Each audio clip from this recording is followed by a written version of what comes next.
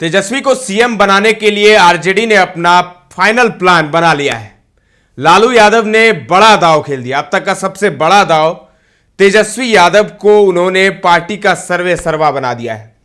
RJD के सारे अधिकार, आरजेडी में फैसलों के सारे अधिकार तेजस्वी के पास हैं। लालू यादव के अलावा तेजस्वी यादव के पास भी सारे अधिकार हो गए हैं, जिससे वो पार्टी में बड़े फैसले ले सकते हैं। बड़े क्या, छोटे से लेकर बड़े फैसले तक सब कुछ लिया जा सकता है।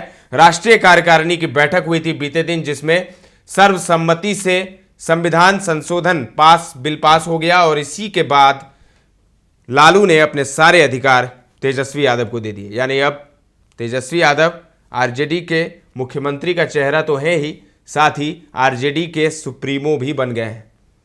बात कर रहे थे हम तेजस्वी को कैसे 2025 में सीएम बना देंगे लालू यादव।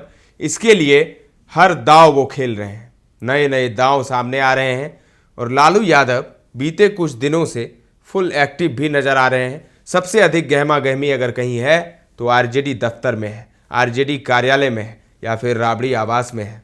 तेजस्वी यादव अपने 7वें चरण की यात्रा पर निकल गए हैं, कार्यकर्ता संवाद यात्रा पर, और तेजस्वी को सीएम बनाने का जो प्लान है वो भी धीरे धीरे डिकोड हो रहा है।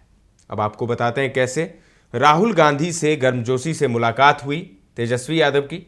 तेजस्वी यादव और राहुल गांधी की मुलाकात काफ़ी मायने रखती है, क्योंकि सीटों को लेकर किचकिच कांग्रेस और आरजेडी में पहले से थी।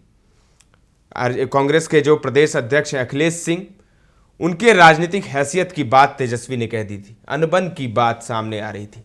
उधर अखिलेश सिंह ने 70 सीट की डिमांड कर दी, लेकिन राहुल गांधी और राबड़ी आवास जब पहुंचे, लालू परिवार से जो मुलाकात हुई, उसके बाद ऐसा लग रहा है कि आरजेडी ने मना लिया है कांग्रेस को।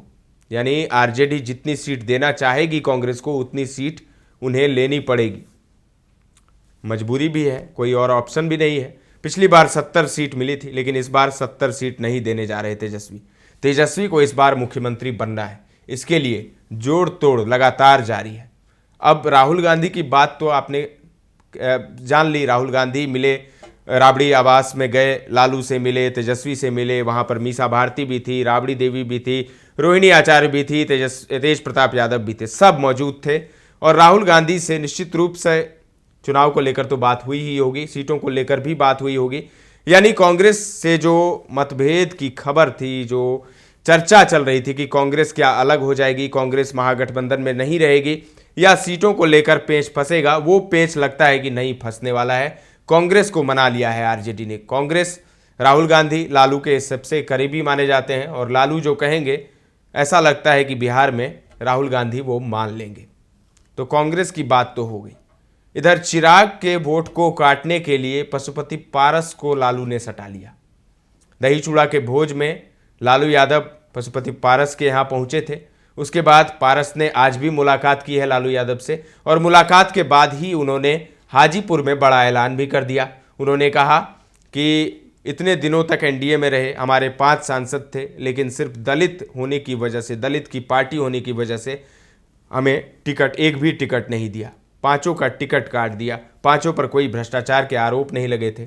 लालू के साथ जाने की बात पर अभी फिलहाल चुप्पी साध ली पशुपति पारस ने, लेकिन तय माना जा रहा है कि लालू के साथ ही पशुपति पारस जाएंगे। जिस तरीके से नज़दीकियां बढ़ रही है और इधर एनडीए में उन्हें जो कोई तरजीह नहीं मिल रही, तो निश्चित रूप से चिराग पासवान का वोट कटेगा। जो पुराने लोग हैं, पुराने लोग जो जानते हैं रामविलास पासवान को, जो जानते हैं पशुपति पारस को, आपको पता होगा कि रामविलास पासवान के काफ़ी खास थे पशुपति पारस। हर रणनीति तैयार करते थे पशुपति पारस, उसमें अहम भूमिका रहती थी पशुपति पारस की। तो पशुपति पारस के इधर आने से निश्चित रूप से एनडीए को झटका लगा। और जहाँ तक बात है वोट की, तो निश्चित रूप से चिराग पासवान के वोट, कुछ ना कुछ वोट तो जरूर कटेंगे। पशुपति पारस निश्चित रूप से वोट काटेंगे। इसके अलावा मंगली लाल मंडल को शामिल किया है। जेडीयू के राष्ट्रीय उपाध्यक्ष रह चुके हैं मंगली लाल मंडल, उन्हें लालू यादव ने शामिल करा लिया। अब आरजेडी का उन्होंने दामन थाम लिया है और चर्चा है कि वही आरजेडी के प्रदेश अध्यक्ष भी बनेंगे। हालांकि ये चर्चा ही है। बीते दिन जो राष्ट्रीय कार्यकारिणी की बैठक हुई, उसके बाद आरजेडी के राज्यसभा सांसद मनोज झा ने भी क्लियर कर दिया कि सब कुछ लोकतंत्र के हिसाब से ही होगा, वोटिंग होगा, चाहे वो प्रखंड स्तर हो, चाहे वो देश के स्तर का अध्यक्ष हो। तो बात हम कर रहे थे प्रदेश अध्यक्ष की। मंगनी लाल मंडल को प्रदेश अध्यक्ष बनाया जा सकता है। जगदानंद सिंह को दरकिनार कर दिया गया है। जगदानंद सिंह राजपूत जाति से आते हैं और आपको बीते दिनों से आप देख भी रहे होंगे, चर्चा है कि आनंद मोहन के बेटे चेतन आनंद को नीतीश सरकार में मंत्री बनाया जाएगा। नीतीश कुमार अगर उन्हें मंत्री बनाते हैं, और पहले भी जब आनंद मोहन को जेल मैनुअल में बदलाव करके उन्हें रिहा करवाया गया, उसके बाद उनकी पत्नी लवली आनंद को शिवहर से टिकट दिया जेडीयू ने, वहाँ से वो जीती भी। तो और उसके बाद चेतन आनंद ने जिस तरीके से पलटी मारी, जब विश्वास मत हासिल करना था नीतीश कुमार को, जब वो एनडीए के साथ आ गए थे, बीजेपी के साथ आ गए थे, तब जो विश्वास मत हासिल करना था, उस वक्त चेतन आनंद नीतीश के साथ आ गए थे एनडीए में।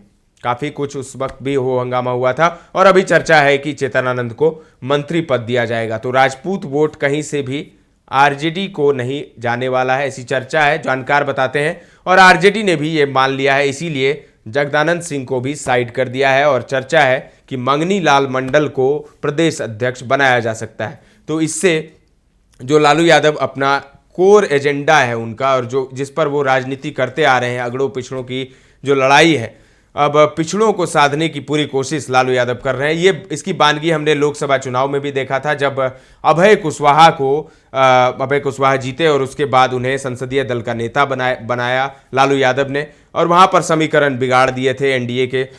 फिर चाहे वो अभय कुशवाहा की जीत हो, या फिर मुंगेर में जिस तरीके से हमने लड़ाई देखी थी अशोक महतो और ललन सिंह के बीच में, फिर अनंत सिंह की भी उसमें एंट्री हुई थी, तो काफ़ी इंटरेस्टिंग हो गया था। एक समय ऐसा लग रहा था कि अशोक महतो का ही पलड़ा भारी है।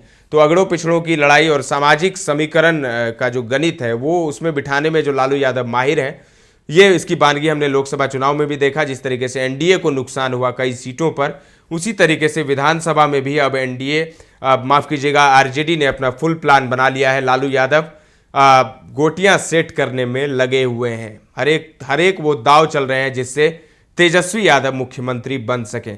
तो फुल प्लान आरजेडी का बन गया है, और लालू यादव ने पीडीएफ फॉर्मूला जो अखिलेश यादव ने यूपी में लगाया था, जिसमें उन्हें खूब सफलता मिली थी, अब पीडीएफ फॉर्मूला को लाने की बात कही जा रही है। एक तो एमवाई समीकरण आरजेडी का पहले से है, उसमें पीडीए भी जुड़ जाएगा।